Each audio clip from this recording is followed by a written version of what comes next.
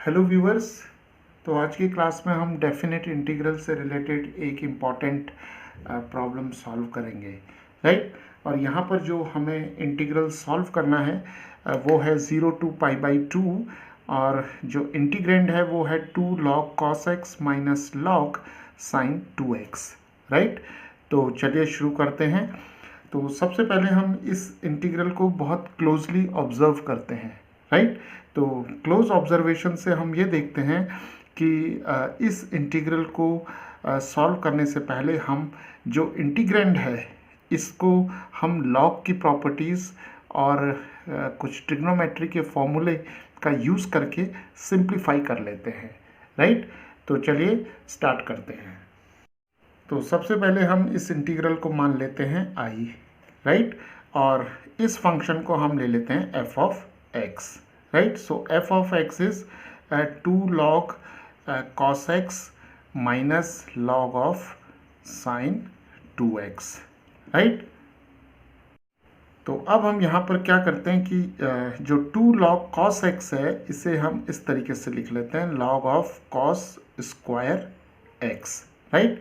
Because we know that log m raised to n is equal to n log m, right. तो 2 log cos x को हमने log cos square x लिखा इस property की मदद से, राइट।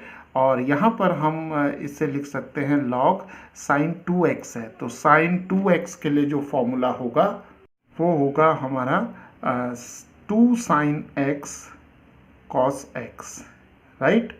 तो sin 2x को हम 2 sin x cos x लिख सकते हैं। तो यहाँ पर हम लिख लेंगे 2 sin x cos x, right. तो अब हम देख रहे हैं कि ये जो हमारे पास रिलेशन है ये इस फॉर्म में है। लॉग सपोज हम यहाँ a मान लेते हैं और इसे हम b मान लेते हैं इस टर्म को, राइट। इस टर्म को हमने a ले लिया, इस टर्म को हम b ले लेते हैं। तो log a minus log b form आ गई। तो अब हम इसे log की प्रॉपर्टी से log a ओवर b लिख सकते हैं, राइट। तो अब हम यहाँ पर लिख लेते हैं इसे a की जगह लिख लेते हैं cos स्क्वायर x और b की जगह लिख लेते हैं 2 sin x cos x, right. तो चलिए अब यहाँ पर जो cos x है वो कैंसिल हो जाएगा और हमारे पास आ जाएगा log cos x over 2 sin x, right. तो हमने जो ओरिजिनल हमारे पास जो इंटीग्रेंड था उस इंटीग्रेंड को हमने सिंप्लीफाई करके इस फॉर्म में लिख लिया है, राइट। तो अब देखिए इस फॉर्म को हम ऐसे भी लिख सकते हैं cos x over sin x जो होगा वो cot x हो जाएगा, राइट। और डिनोमिनेटर में हमारे पास 2 बच जाएगा, राइट। क्योंकि cot x is equal to cos x over sin x, right. So now we have log of cot x over 2, right. तो अब हम वापस यहाँ पर अगर log की प्रॉपर्टी लगाएं तो इसे हम लिख सकते हैं log of cot x minus log of 2, right. तो इस तरीके से हमने जो ओरिजिनल इंटीग्रेंड था हमारे पास उसे हमने सिंप्लीफाई करके log cot x minus log 2 लिख लिया है, राइट। तो अब हम इस इंटीग्रल i को इस तरीके से लिख सकते हैं i is equal to 0 to π/2 और इस फंक्शन की जगह आ जाएगा हमारे पास log of cot x minus log of 2, right. Okay, तो चलिए अब इसे आगे सॉल्व करते हैं। तो अब हम इस इंटीग्रल को इस तरीके से लिख सकते हैं 0 to π/2 और पहला इंटीग्रल जो होगा वो log cot x dx हो जाएगा और दूसरा इंटीग्रल हमारे पास 0 to π/2 log 2 dx हो जाएगा, राइट। तो यहाँ पर अब हमारे पास दो इंटीग्रल्स आ गए हैं। तो चलिए इस इंटीग्रल को हम I1 ले लेते हैं और इस इंटीग्रल को हम I2 ले लेते हैं, राइट।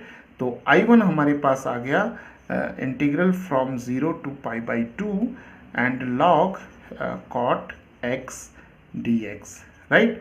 तो अब इस इंटीग्रल को सॉल्व करने के लिए हमें डेफिनेट इंटीग्रल की एक इम्पॉर्टेंट प्रॉपर्टी का यहाँ पर यूज़ करना होगा, जो कि है integral from 0 to a f of x dx is equal to 0 to a f of a minus x dx, right. तो इस प्रॉपर्टी का यूज़ हम इस इंटीग्रल पर करेंगे।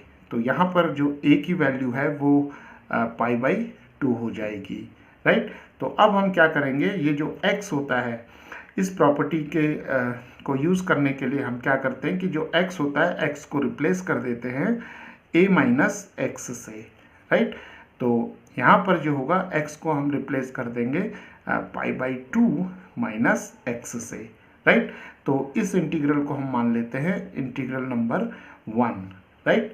तो I1 हो जाएगा, जब हम ये प्रॉपर्टी यहाँ पर यूज़ करेंगे तो हमें मिलेगा 0 टू पाई बाई 2 और log cot x हो जाएगा cot of pi by 2 minus x dx, right. तो यहाँ पर ये जो x है इस x की जगह हमने रिप्लेस कर दिया पाई बाई 2 माइनस x से। तो अब देखिए यहाँ पर फिर से हम एक बार ट्रिग्नोमेट्री की मदद लेंगे।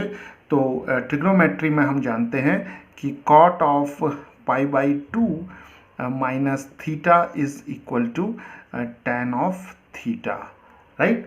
तो यहाँ पर हम लिख सकते हैं I1 is equal to 0 to pi by 2 and this is log of tan x, right.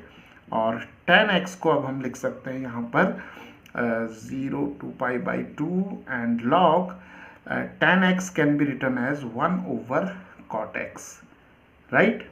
और cot x को जब हम इस तरीके से लिखेंगे कि ये हो जाएगा log और 1 over cot x can be return as cot x raise to minus 1, right. और log की इस प्रॉपर्टी से, because log m raise to n होता है n log m, राइट। तो यहाँ पर log m raise to n है, तो ये जो माइनस 1 होगा ये यहाँ पर log के सामने आ जाएगा। तो ये हो जाएगा हमारे पास minus 0 to pi by 2 log cot x dx, right. और ये इंटीग्रल जो है ये I1 है, राइट। तो 0 to pi by 2 log cot x dx is I1। तो यहाँ पर हमें मिल जाएगा माइनस, ये माइनस साइन हो जाएगा और यहाँ पर आ जाएगा I1, राइट। तो अब हमने देखा कि ये जो I1 हमने यहाँ पर सिंप्लीफाई किया था ये माइनस I1 के इक्वल आ गया है, right. So I1 is equal to minus I1, so I1 plus I1 is equal to 0, क्योंकि ये एक इक्वेशन है। तो 2I1 is equal to 0, so I1 is equal to 0, right. तो I1 जो इंटीग्रल है उसकी वैल्यू 0 आ गई इस प्रॉपर्टी का यूज़ करके। तो अब हमने ये देखा कि I1 की वैल्यू 0 आ गई, तो अब हम I2 की वैल्यू कैलकुलेट करते हैं, राइट। तो I2 हो जाएगा हमारा 0 टू पाई बाई 2 और यहाँ पर आ जाएगा log 2 dx, राइट। तो log 2 एक कांस्टेंट है तो इसे हम बाहर निकाल सकते हैं इंटीग्रल साइन से। तो ये हो जाएगा 0 to pi by 2 and dx, right. तो यहाँ पर अब हमारे पास आ जाएगा log 2 और dx का इंटीग्रल जो होगा वो x होगा, लिमिट्स हो जाएंगी 0 to pi by 2, so we have log 2 and here we have pi by 2 minus 0, right. तो इसे हम लिख सकते हैं पाई बाई 2 log 2, राइट।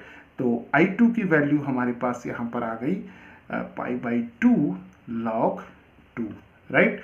तो अब I की वैल्यू क्या आ जाएगी हमारी, इस इंटीग्रल की वैल्यू हो गई 0, so we have 0 minus and we have here pi by 2 log 2, right. तो I की वैल्यू हो जाएगी minus pi by 2 log 2, right? So viewers, the value of this integral, it comes out to be I is equal to minus pi by 2 log 2, right? तो I की value को अब हम इस तरीके से भी लिख सकते हैं, ये भी हमारा एक आंसर होगा यहाँ पर, लेकिन हम इसे ऐसे भी लिख सकते हैं माइनस पाई और ये जो हाफ है यहाँ पर, अगर हम इसे लॉग की प्रॉपर्टी से इसे हम 2⁻½ भी लिख सकते हैं, राइट। तो इसे हम -pi log of square root of 2 भी लिख सकते हैं, राइट। तो इस तरीके से हम इस इंटीग्रल को जो लॉग की प्रॉपर्टीज़ हैं और ट्रिग्नोमेट्री के कुछ फॉर्मूले हैं और डेफिनेट इंटीग्रल की प्रॉपर्टीज़ से सॉल्व कर सकते हैं।